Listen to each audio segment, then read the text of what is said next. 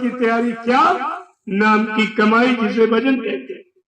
यह सामान तुम्हारे साथ चला जाएगा और यही जब तुम्हारी कर्मों की बही उस परमात्मा खुदा के दरबार में जब पेश की जाएगी और वो पूछेगा कि मैंने तुम्हारे लिए सच्चे सही रास्ते पर चलाने के लिए तुम्हारे मानव जीवन को निरोग पाक साफ निर्मल पवित्र बनाने के लिए तुम्हारी जीवात्मा को जगाने के लिए मैंने संत महापुरुषों को भेजा। तुमने उनकी बात मानी, उनकी बच्चों पर विश्वास किया, तुमने उनके अनुसार अपने जीवन को बनाया निकाला। आप क्या जवाब देंगे? शरीर तो जाएगा नहीं, जीवात्मा से पूछा जाए कि मैंने तेरे वास्ते कितनों को भेजा, तुमने किसी की बात नहीं मानी, किसी की बात नहीं सुनी, अब तेरी और कुछ नहीं सुनी जाएगी। और वो जमदूतों को आदेश देगा, ले जाओ उसको, इस कर्मों की सजा इस नरक में इसको 1000 साल तक मारो काटो जलाओ सड़ाओ, ये सजा इसको मिलेगी।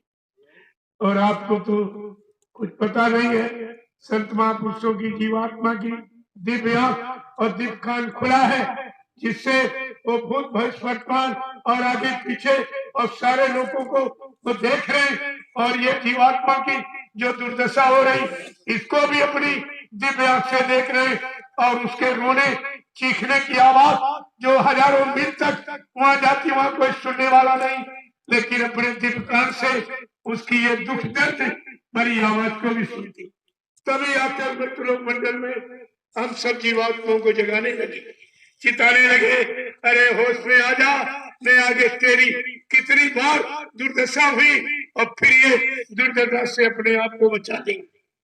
तब ये प्रेमी अभियान महापुरुषों ने जारी किया, लेकिन आपकी जानकारी में कुछ भी नहीं, कोई समझने का प्रयास नहीं करे, सत्संग में कभी आते ही नहीं हो।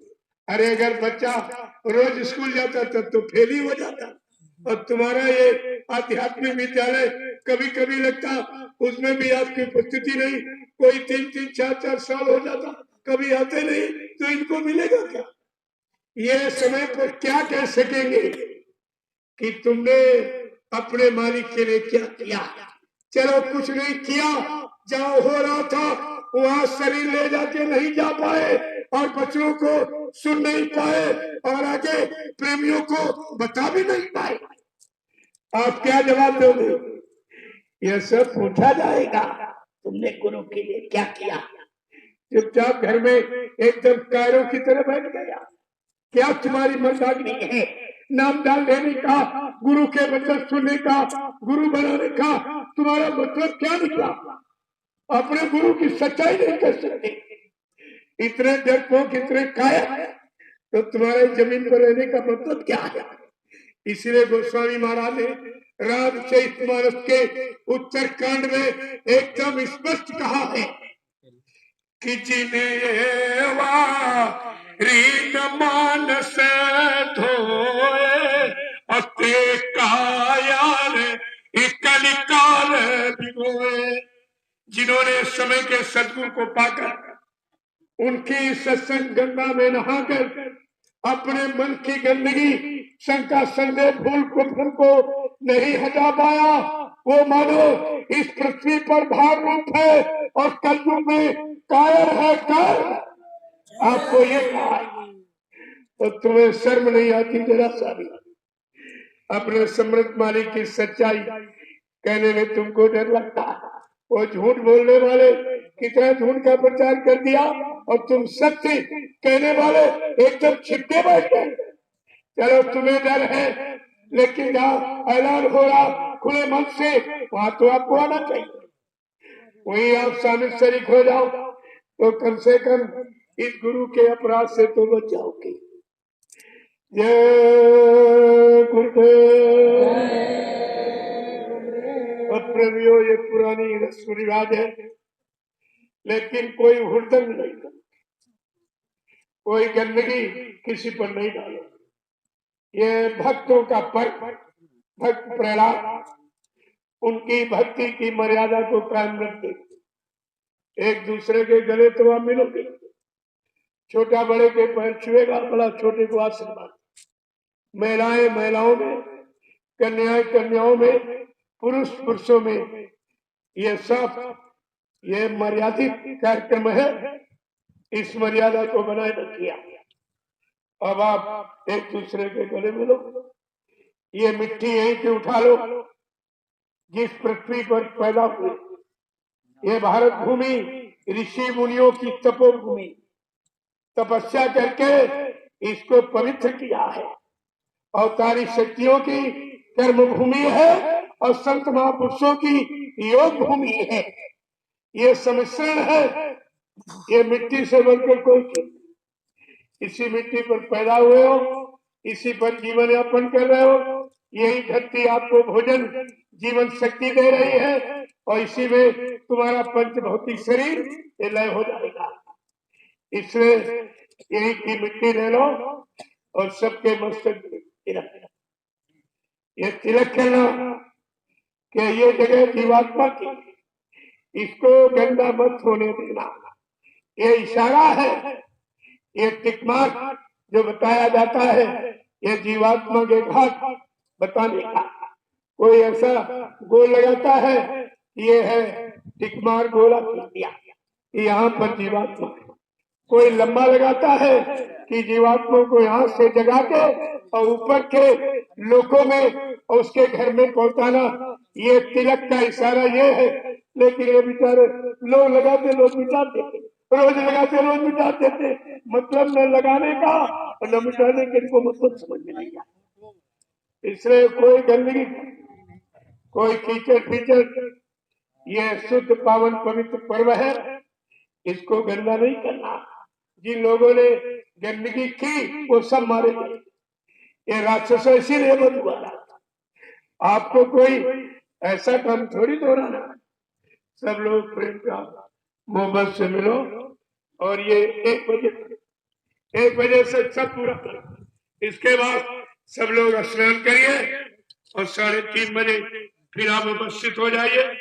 आज के पावन पर्व का अनोखा संदेश होगा, उससे आप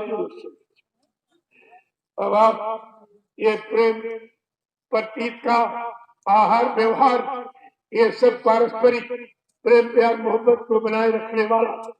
अब इसको आप बड़ी ही शांति प्रिय, बड़ी दीनता नम्रता शीलता सौम्यता विनम्रता चरित्रता निर्मलता के भाव में ये रख करके इस होली मिलन महोत्सव को आपको एक नजारा, एक प्रमाण हिंदुस्तान के लोगों को देना है। और ये तुम्हारा सब सीधे ये प्रसारण होगा, ये सीधे सब इंटरनेट से जाएगा। सारा विश्व आज के इस यानी वास्तविक आध्यात्मिक पर्व को देख रहा है कि होली मिलन महोत्सव किसे कहते हैं, कैसे मिला जाता है। और वो बेचारे संसारिक शराब पी के नाली पड़ा, ये क्या मिलेगा। ये बेचारा पूरा त्योहार ही खराब करते, सारे दिन पड़ा रहा, त्योहार निकल गया। तो कहने का मतलब है जब इनको त्योहार की महिमा गौरव गरिमा मर्यादा शिष्टाचार की कोई जानकारी ही नहीं है, तो धीरे धीरे त्योहार ये सब बिगड़ गया और होली का सब हुड़दंग हो गया। देखना कितने मर जाएंगे, शराब पी के कितने झगड़े, कितनी मारकाट हिंसाएं हो जाएंगे। क्या ये भक्त प्रहलाद का पर्व है कि हिरण्यकश्यप का फिर आ गया, फिर ये हिरण्यकश्यप का पर्व और फिर बढ़ गया तैयार हो। आपको ये विचार करना चाहिए। अब सब लोग इस पर्व की मर्यादा को ध्यान में रखते एक दूसरे के गले मिलेंगे, छोटा बड़े के पैर छुएगा और ये माफी मांगो कि हमसे कोई गलती हो गई हो, आप मुझे माफ कर दीजिए, क्योंकि अब हम अपने नए साल की शुरुआत करेंगे।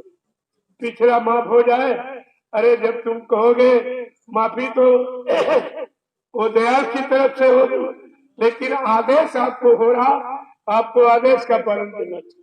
आदेश में ही दया और दुआ है, आदेश ही यानी सच्चा आपके लिए भक्ति का प्रमाण है। तो आप सब लोग ये कार्य भी 2-3 घंटे में पूरा कर लेंगे। अभी 10 बजा, 3 घंटे का समय मिला। सब लोग मिलकर एक दूसरे के पास जाओ, टेंटों में जाओ, गरुड़ गुमान घमंड में मत रहना। जो भी हुआ सो हुआ, साल भर की माफी मांग लीजिए कि अल्लाह मैं कोई गलती नहीं करूंगा, संगत के विरुद्ध कोई काम नहीं करूंगा जिससे गुरु की संगत अपमानित हो, या संगठन में मैं विघटन पैदा नहीं करूंगा, किसी प्रेमी के अंदर राग द्वेष भाव नहीं पैदा करूंगा।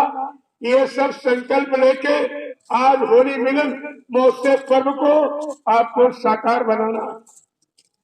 ये बड़ा ही अजीबो गरीब पर्व है। अभी लोग इसी पर्व की नकल करें।